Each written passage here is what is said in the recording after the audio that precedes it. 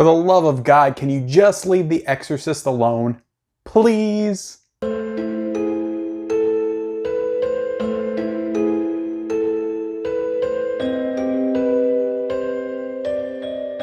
Welcome everybody to The Haunting of Mid-Level Chapter 8, your weekly dose of spooky goodness here on the Mid-Level Media channel, and I appreciate you guys joining me here today to talk some horror. So before I get into the spooky, chilling, terrifying aspects of this show with the news topics and everything, I'm going to go ahead and ask you all, please go ahead and hit that subscribe button for me, subscribe to this channel, turn on the bell notifications for all new videos and great content on this channel.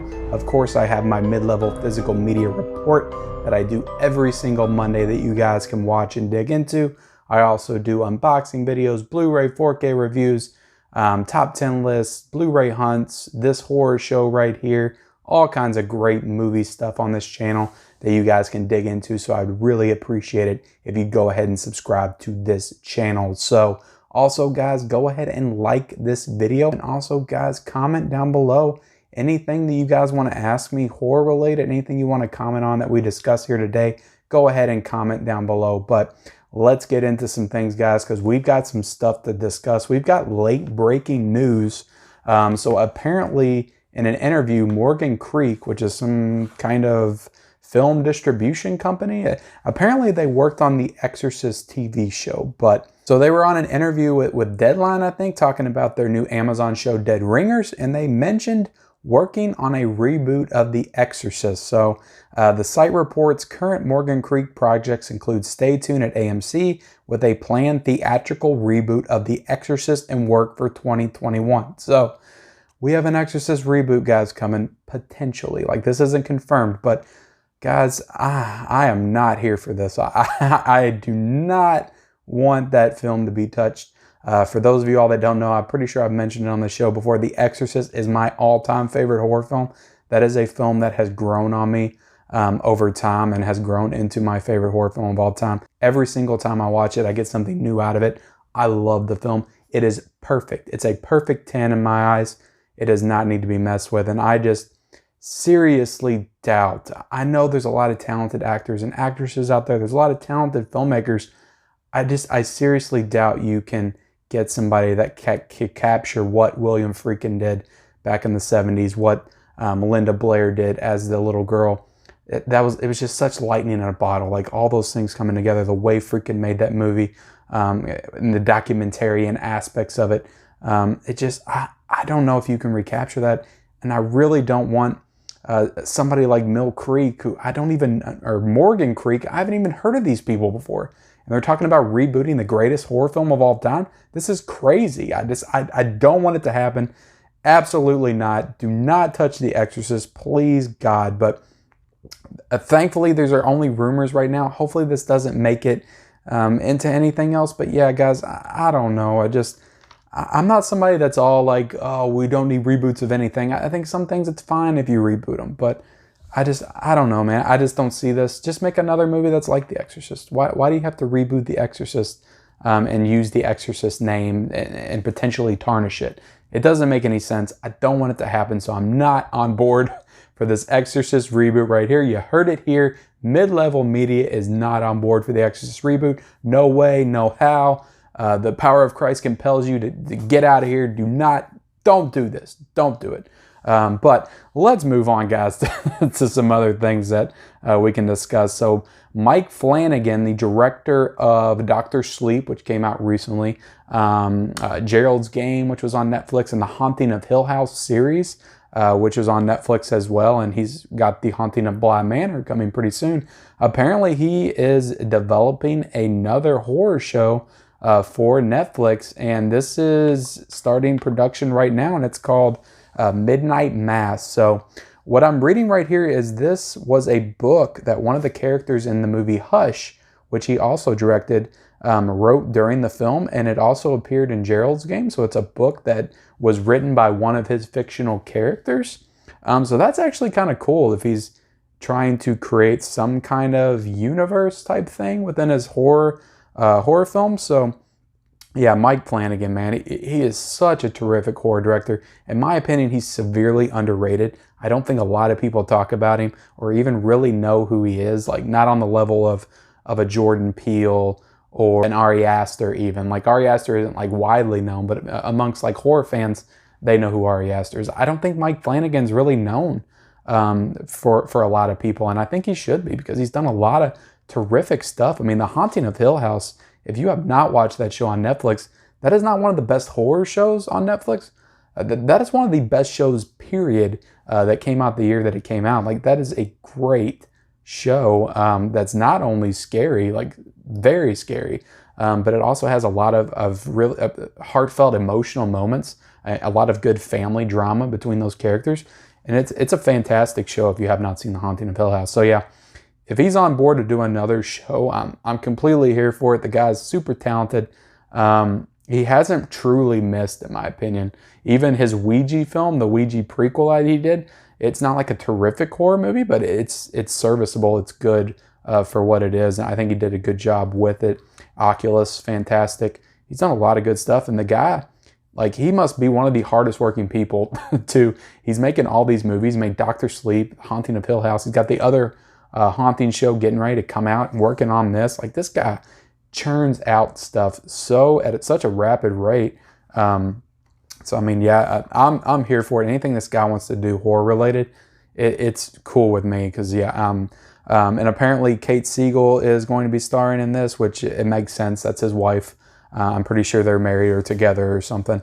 So she'll be in this, and she was a character in The Haunting of Hill House. She's been in a lot of his movies. So yeah, I'm excited for this. So this is all good news in my opinion. So let's go ahead and move on to the next one. So we got some Candyman images here. They got 3 images that came out, I believe, in a new issue of Total Film is what the magazine's called. There's actually an image of Candyman on the front, which I haven't really seen the Candyman from this film up close before. He looks really cool on the cover. This is another movie that I am just so excited for.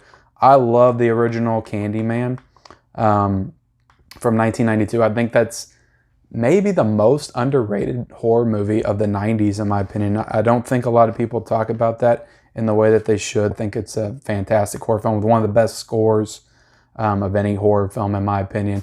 But yeah, these images, they're pretty standard, nothing too special about them. You got the actor in the film, looking at all the spray paint on the walls and stuff. And this is an example of, I don't know if this is a straight reboot, but this is an example of something that I could see them doing a reboot to and actually enhancing what they did back in the 90s with it. As perfect and great as I think the original Candyman is, I think there's a lot you could go with this mythology. And I don't think this is a straight reboot. I think this is kind of like a sequel of sorts, I believe. But yeah, I'm so excited for this movie for sure. And yeah, you get an image of Candyman. We've got a little bit of this in the trailer, but you see him standing back in front of that blue screen with the red on the walls, that art show or whatever they're at, and he's got the hook and the silhouette of him. So it all looks really cool. I love Candyman, so I'm super excited for this. But let's go ahead and move on to the next story, guys, and it's another one I'm going to get a little heated on. Melissa Berea is cast in Scream 5. Apparently that was news. I don't even know who this actress is. Apparently she's going to be in The Heights, which is a movie that hasn't come out yet. She's an up-and-coming Latino actress, so that's great. I'm sure she's a good actress. I'm sure she'll be fine. This isn't Neve Campbell, so I don't care. Like, until you tell me that Neve Campbell has been cast in Scream 5, you can tell me anything. I don't care unless Neve Campbell's going to be in it. Like, I'll watch the movie, but it's not going to be Scream if it doesn't have Neve Campbell. So please, for the love of God, somebody get Neve Campbell in this film. Get her to agree to be in Scream 5 so I can just rest easy and actually get excited for Scream 5 like I should be. Because I'm sure you got the directors of Ready or Not on board. They're going to be doing the film. So I'm sure it's going to be a good movie, but we got to get Neve in there. Sidney Prescott, one of the, in my opinion, top 3 final girls, if not the number 1 final girl, has to be in this movie. She just has to. There's no question about it. Debate over. Get Neve Campbell in this movie so I can get excited for Scream 5. But Do you agree with that? If you don't think Neve Campbell should be in the film, comment down below. Let me know. If you're waiting for her to be cast as well, comment down below as well, and let me know about it. Let's have a discussion about Neve Campbell in the Scream franchise and why it needs her. For the love of God, we don't have Wes Craven already. You got to put Neve Campbell in there. Come on, guys. Let's move on to some other stuff, guys. So I've been watching some horror movies in the past week. Nothing recent. Like I said, I might watch that Zoom movie. I didn't get a chance to watch it. I haven't watched a lot of the more recent VOD horror movies. I've decided to go back and watch some classics. So I got that Omen box set, which I showed off on the Physical Media Report this past Monday. I've already seen the first Omen film. I watched it last year for my 31 Days of Horror. So I went ahead and broke into the Omen 2, Damien, the Omen 2, and I watched that film. And guys, I'm going to tell you, this might be controversial. I actually like this movie better than the original. I actually liked the Omen 2 better than Richard Donner's Omen. Is that sacrilegious to say? Is that wrong? I don't know. I don't think the Omen's a great horror film. I don't. I think it's fine. It's not bad, but I don't think it's like masterpiece horror, like up there with The Exorcist or The Shining or Halloween or the greats of horror. But yeah, I really enjoyed the Omen 2. I really enjoyed like the cult aspect of it and how they were kind of working in the shadows behind the scenes, trying to get Damien to realize like who he was. Because in the film, Damien he's not quite a teenager, but he's like on the verge of being a teenager. He's probably like 12, 13, somewhere around there. Yeah, throughout the movie, they're trying to get him, all these people operating in the shadows are trying to get him to realize who he is. Yeah, there's a lot of good stuff in this movie. This film has a lot of like great kills, like this elevator kill in like a science lab for some reason. They're in a science laboratory. It's completely awesome. Like I loved it. But yeah, just awesome kills, a good story. I really enjoyed the Omen 2. So I think it's better than the first, and I'm super excited. Hopefully I'm going to get to watch it before I do another episode of The Haunting of Mid-Level, but I want to watch the Omen 3 because it has Sam Neill, and I've heard really good things about that one. So I definitely am excited to check out the Omen 3 soon to continue my Omen watch through. But another one I checked out, guys, is one I was really excited to check out, which is, I don't know if you've seen Reanimator, but the director of Reanimator, Stuart Gordon, made another horror film like the year after that, and it's called From Beyond. And it's so batshit crazy. This movie, I loved it. Freaking great. I love Reanimator. This kind of horror is like right up my alley. It's just Lovecraftian. It's based on an H.P. Lovecraft story, which we're going to talk about some more Lovecraft later in the episode. But yeah, this movie is freaking insane. It's got Barbara Crampton in it. It's got let's see, who's the guy? Jeffrey Combs. Same cast from Reanimator. The only difference with this one is Reanimator. You really feel like the low budget of this one. It has some good effects and stuff like that, but it's all shot basically in one location inside of a house. So in that aspect, it doesn't feel as big and grand as Reanimator did. Even though I know Reanimator was probably shot in one spot too, but it just felt larger. It felt like a bigger film. This felt like a big concept, but it's in like this small location. So it feels weird and kind of jarring. The fact that they have to stay in this house and there's all these big things happening. Like they have to open up a whole nother dimension. There's all these monsters and things coming through. And, but yeah, it's gross. It's perverted. It's depraved. It's completely awesome. I love From Beyond. So yeah, if you have not seen From Beyond and you're a fan of Reanimator, I definitely recommend checking this out at some point. But with that out of the way, guys, we're going to get into some Q&A questions because I actually got quite a bit of Q&A questions, some really great Q&A questions that I'm going to read for you guys here today. So the first one comes from What Daniel's Watching, and he asked me, what is a horror show or movie that nobody really talks about? That's a really great question. So a lot of them I've already covered on this show, like The Haunting of Hill House. I think it definitely has a fan base, but it feels like that show was super popular when it came out, and then everybody just shut up about it and nobody talked about it anymore. And it's a great piece of horror entertainment, like TV show, movie or not. it's completely awesome. And of course, From Beyond, I think is a great horror film. But I don't know. Let me think.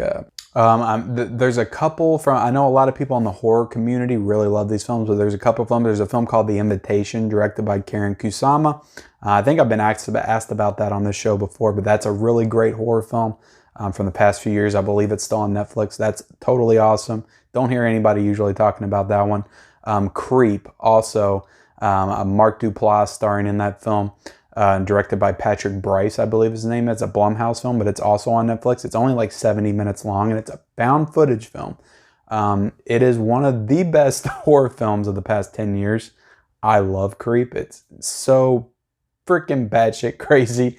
And yeah, Mark Duplass is in it as this guy that hires somebody off of Craigslist to come like film him in his house, and some crazy stuff goes down. And that's an awesome movie.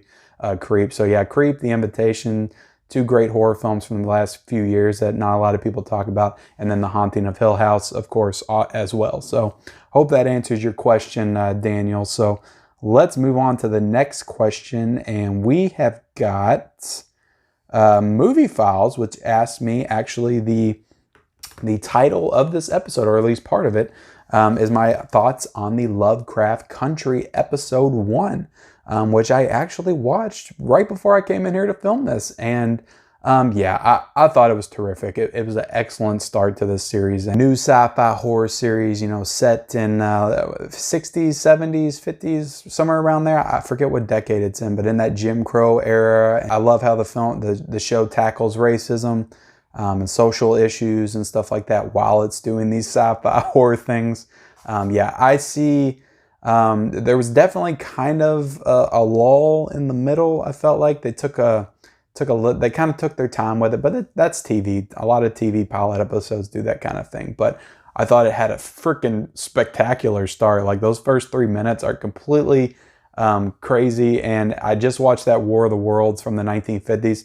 And yeah, the stuff straight out of like 50s horror with like a modern edge to it. So all that stuff in like those first 3 minutes, which was, you know, spoiler alert, it was a dream, but it wasn't real. But there was a lot of cool stuff. The H.G. Wells, Lovecraft style of horror sci-fi that took place in those first 3 minutes. And I was completely satisfied with that. And yeah, like I said, it kind of took a little bit to get going for me. But once it did, like that last 30 minutes was freaking great. And I loved how it ended. Set some stuff up to get excited about for episode 2. So yeah, I'm excited to watch the show week to week, and I'm hoping that it doesn't fall off for me like another horror based show that came on HBO earlier this year, The Outsiders. I watched like the first 4 episodes of that.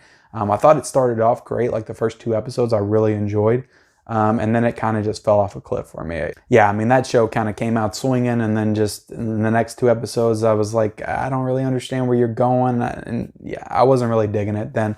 Pretty much whenever Jason Bateman got taken out of it is when I stopped digging it. So hopefully that doesn't fall down that path, and I can continue to enjoy and engage with this show and week to week, and talk about it on the Haunting of Mid-Level with you guys. So that would be really cool. But so yeah, if I had to slap a rating on that first episode, I would probably give it like an 8.5 out of 10. I thought it was a good pilot, a good starting point for this show, and I'm excited to see more. So that's pretty much all you can ask for in a pilot show. So the next question comes from Unboxing Movies with me unboxing, and he asked me, what horror movies would you want to see in the future? So I'm trying to think how to answer this. Well, are you talking about movies that were already announced? Because if you're talking about that, I most certainly want to see Halloween Kills and Halloween Ends. Like, as a massive Halloween fan, for my entire life, to see them reboot the franchise the way they did in 2018. I love that Halloween movie. I think it's the best Halloween sequel.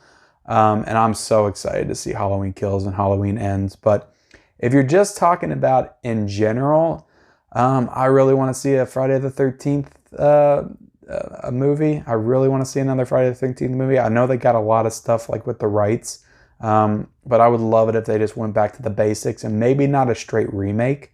maybe like a reboot, and you know, don't erase everything that happened. Maybe they could pick up after final chapter, up after that film, and did something, you know, similar to like Terminator, Halloween, just erased all the ones in the middle and did a reboot like that. Yeah, I would be down for another Friday the 13th. Just kind of ground it, make it simple, make it just camp, and a bunch of more counselors and killing, and yeah, completely here for that. So yeah, Halloween and Friday the 13th. And yeah, just to bring it up again, I'm super excited for that Friday the 13th set that's coming out in October. We'll definitely be covering some of the movies in that on this show. But next question, guys, comes from mlegalt17, and he asked me, are you going to watch that new VOD horror movie called Spree? I really enjoyed it. I've heard about Spree, and I know it's got that kid from Stranger Things in it. I probably am going to watch that because I actually am pretty intrigued by that premise. I've heard mixed reviews on it. Some people really hate it. Some people really love it. So yeah, it's, you know, there's so many VOD movies out, and it's like $7 here, $6 there, $10 here, $20 there. I'm not really into spending that kind of money for all these movies when I don't get to own them actually physically. I've heard some interesting things about it. I'm interested in seeing it, so I might actually pick that one up. But the next question comes from Cryptic Channel, and he asks, would you rather live in American Horror Story Murder House or the Bates Estate? That's actually a really fun question. So the Murder House or the Bates Estate? So I'm assuming you're talking about the Norman Bates, his house and the motel. So yeah, if I'm going that, I'm probably going Bates Estate, because at least I know what's there. It's Norman. He's dressed up like his mom. He's running around. As long as I stay out of the shower, I should be good, right? But stay out of the shower, stay out of his mom's house, I should be all right. And yeah, the American Story Murder House, like that's one of the seasons of American Horror Story that I actually watched. I do like the first season of that show, despite really not liking any of the rest of them. I did like that first season, and yeah, there's a lot of crap going on in that murder house. You know, you die, you come back to life, you don't really know who's dead, who's alive. A lot of weird SMM stuff, people dressed in leather suits going around impregnating people. Yeah, I don't want to live there. I'd rather take my chances with Norman Bates with a wig on any day of the week. So, but thank you for that question, sir. So let's move on to the next one. And we got Treb's Movies, and he asked, not necessarily horror, but thoughts on the film Zodiac. So I haven't seen Zodiac in a long time. That's a 2007 film, I believe. And I don't think I've seen it since 2007, but I know it's a Fincher film that a lot of people really enjoy. What I remember of it is it was very slow, and I don't remember enjoying it all that much. But I am open. That was a long time ago. It was like 13 years ago I've seen it. So I'm open to go back and revisit that one, and actually curious to see how it would hold up upon the rewatch. So yeah, I need to go back and check out Zodiac, but as of right now, those are my thoughts. So moving on to the next question. This one is actually a really good one, and it's why I saved it for last. But Renee Russo Lover, which is a Renee Russo fan account. That's interesting. Great actress. She asked me best John Carpenter movie. And you know what, Renee? I'm going to do you one better, because here today on the Haunting of Mid-Level, not only am I going to name my favorite John Carpenter film, I'm going to name my top 5 John Carpenter films. So at number 5 coming in, you got In the Mouth of Madness. Now, you talk about a horror movie that not a lot of people talk about. In the Mouth of Madness is, I believe, 1994. And it's probably the last great John Carpenter movie that he made. Now, I haven't seen Vampires and I haven't seen Ghosts of Mars. I know a lot of people aren't too high on those films, so I'm going to go out on a limb and say In the Mouth of Madness is better than those. But yeah, this is just a complete crazy movie. I love In the Mouth of Madness. It does so many different things. It's got Sam Neill in it as well. He's great in the film. He's an author, kind of like Stephen King, and his book and his stories are kind of coming to life. And there's a lot of weird cult religious angles in the show.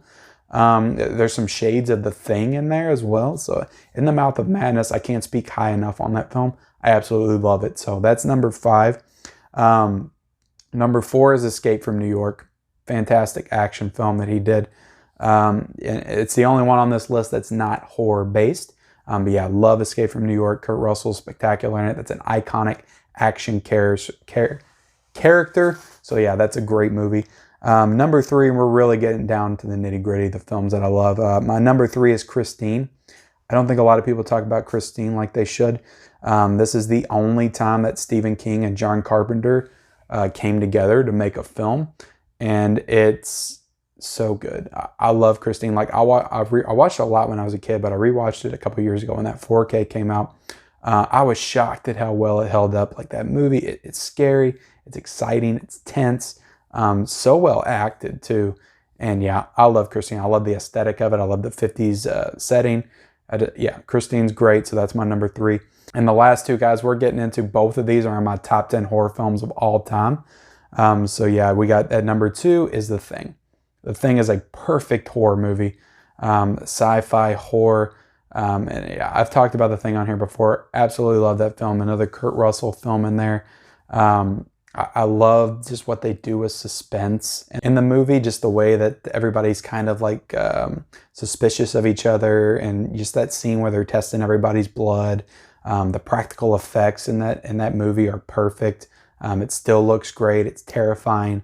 It's awesome. Love The Thing. But number 1, guys, number 1, my favorite John Carpenter movie, it has to be Halloween. I'm a Halloween fan for life. Like, just I live for Michael Myers and Halloween. That's in my top 3 horror films of all time. It's a classic. It's an iconic classic, and it has to be my number 1 John Carpenter film. So those are my top 5 John Carpenter film, guys. And with that, I'm going to go ahead and end this episode of The Haunting of Mid-Level. I hope you all enjoyed it. Hope you all enjoyed stopping by with me here today to talk some horror. Always love talking horror with you guys, so I appreciate you guys dropping in. So yeah, guys, if you haven't already, go ahead and like this video. Go ahead and comment down below just any of your horror thoughts that you have. Are you excited for an Exorcist reboot? Are you excited about this unknown actress in Scream 5? What are your top 5 favorite John Carpenter films? Go ahead and leave me your thoughts in the comments below. And go ahead, guys, if you haven't yet, subscribe to this channel for more great content. And we'll see you next time. Stay spooky, everybody.